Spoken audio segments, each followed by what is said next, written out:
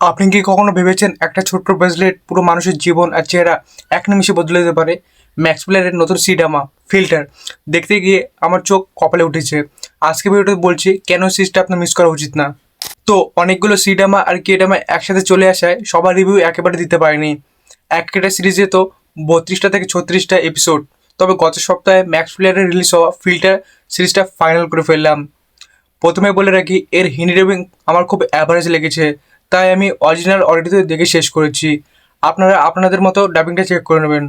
আপনারা যারা Korean drama golden স্পল দেখেছেন, এই সিরিজটা দেখলে সেটার কথা হুবহু মনে পড়ে যাবে। গল্পে সাধারণত মেয়েটি হঠাৎই ওই হাইজ্যাক ব্রেসলেটটা পেয়ে যায়। এরপর শুরু হয় আসল খেলা। এই ব্রেসলেটে শুধু তার সৌন্দর্য বহুগুণ বাড়িয়ে দেয় না, সে চাইলে অন্য কারোরও রূপ ধারণ করতে পারে।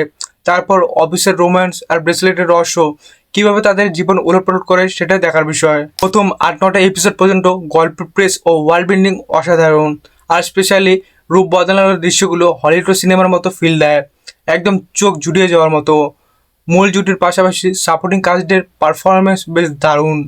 সেকেন্ড হাফে এসে রোম্যান্সের অ্যাঙ্গেলটা একটু গতানুগতিক হয়ে যায়।